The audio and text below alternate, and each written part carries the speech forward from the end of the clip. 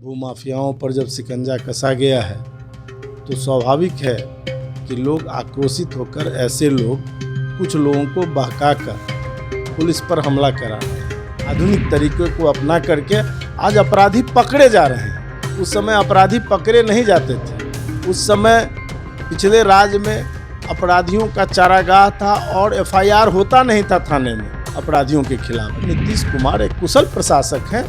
ये ठीक है कि सामाजिक कारणों से अपराध समय समय पर बढ़ता और सिकुड़ता रहता है, लेकिन नीतीश कुमार कार्रवाई करने में सक्षम है।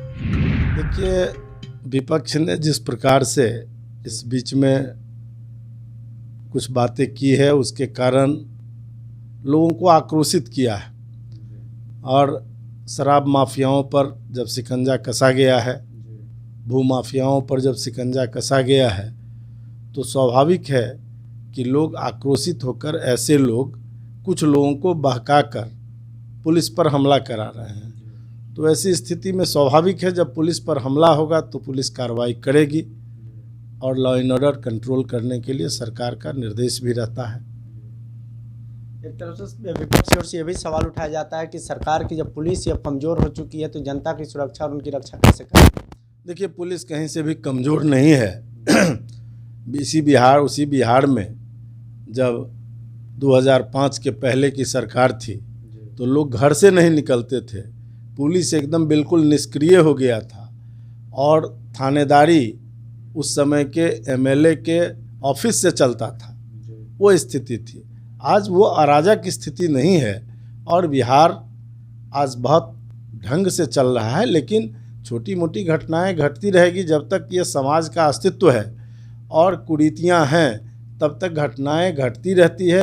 लेकिन हम उस घटनाओं का उद्भेदन कितना करते हैं, हम कितनी त्वरित कार्रवाई करते हैं, ये महत्वपूर्ण होता है सरकार के लिए। विपक्ष की ओर से सर ये भी कहा जाता है कि पुलिस अपने आप को मजबूत नहीं कर पा रही, केवल वो शराब माफिया और शराबियों को पकड़ने में जुटी हुई है। देखिए, जो लोग आज विपक्ष और प्रतिपक्ष के नेता हैं वो मुझे लगता है कि 15 वर्ष पहले बहुत छोटे थे और उनको शायद अंदाज़ा नहीं है कि अराजकता कैसी होती है। अगर वो अपने पिता माता के राज को देखे होते तो शायद उनको ये नहीं लगता कि आज अराजक स्थिति है या आज पुलिस कमज़ोर है। आज पुलिस बहुत सशक्त है और बल्कि सरकार तो यहाँ तक करने जा रही है कि अब हर थाने के अंदर लॉ एंड ऑर्डर को देखने वाला अलग एसएचओ होगा और इधर अनुसंधान को देखने के लिए अलग एसएचओ होगा। एक थाने को 2 पार्ट करने की बात चल रही है और उस पर भी काम चल रहा है। और वैज्ञानिक ढंग से अनुसंधान करके आज मोबाइल ट्रैकिंग के माध्यम से और भी अन्य तरीके, आधुनिक तरीक़ों को अपना करके आज अपराधी पकड़े जा रहे हैं। उस समय अपराधी पकड़े नहीं जाते थे। उस समय पिछले राज्य में अपराधियों का चारागाह था और एफआईआर होता नहीं था थाने में अपराधियों के खिलाफ। आज एफआईआर भी होता है और कार्रवाई भी होती है और यही नीतीश जी की सरकार है।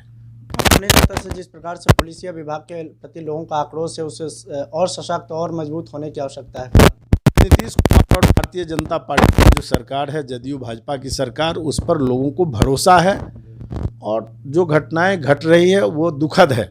इसमें कोई दुमत नहीं है कि हम उन घटनाओं की निंदा करते हैं जिस प्रकार की घटनाएं घटी है पिछले दिनों, लेकिन हम उस पर त्वरित कार्रवाई भी कर रहे हैं। ये हमारी उपलब्धि है। अपराधी पकड़े जा रहे हैं। मधुबनी में भी अगर घटना घटी, 2 लोगों के बीच, 2 समूह के बीच वर्चस्व की लड़ाई को लेकर जिस प्रकार की दुर्भाग्यपूर्ण घटना घटी है, आज पुलिस देर से ही लेकिन सब अपराधी को गिरफ्तार कर लिया है और अच्छे ढंग से जो कार्रवाई होनी चाहिए वहाँ कार्रवाई हुई है। और मुझे लगता है कि अब धीरे धीरे सभी लोगों को संतुष्टि भी मिलेगी कार्रवाई से। विपक्ष की ओर से सर ये भी कहा जाता है कि नीतीश कुमार के पास ही गृह विभाग है और गृह विभाग के अंदर ये लॉ एंड ऑर्डर आता है, इसीलिए पूरी तरह से अब चरमरा गया, कुछ भी सुधरता हुआ नहीं। देखिए, यह हमेशा से मुख्यमंत्री के पास विभाग रहा है। चूँकि मुख्यमंत्री की जो ताकत है वह गृह विभाग और कार्मिक के कारण ही होती है और तभी कोई मुख्यमंत्री का अनुशासन मानता है।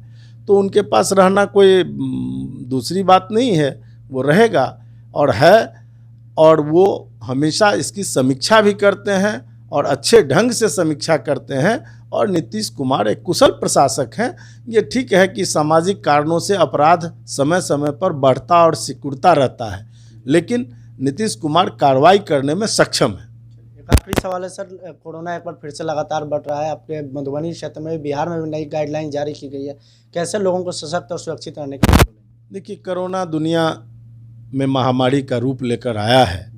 पहले लहर से ज़्यादा इस बार कोरोना और तेज़ हुआ है, और उसमें कहीं न कहीं हम सब लोग दोषी हैं कि बीच में हम लोगों ने कोरोना को हल्के से ले लिया और हुआ कि अब कोरोना चला गया, और हम लोग जो उसके लिए सावधानी बरतनी चाहिए, 2 गज की दूरी, मास्क ज़रूरी, जो हमारे भारत के प्रधानमंत्री और बिहार के मुख्यमंत्री कहते रहे हैं, आम जनता से अपील करते रहे हैं, हम लोग कहीं न कहीं उसमें ढिलाई बरते हैं। देश की जनता और बिहार की जनता और दिल्ली, खासकर मुंबई की जनता ने जो ढिलाई बरता है, और सरकार भी मुंबई की हमको लगता है कि इस मामले में शिथिल रही है, उसके कारण आज इतने तेज़ लहर के रूप में कोरोना फिर से हमारे सामने आया है। लेकिन मुझे पूरा विश्वास है कि भारत इसको कंट्रोल कर लेगा और आगे आने वाले दिनों में हम कोरोना को पराजित कर देंगे।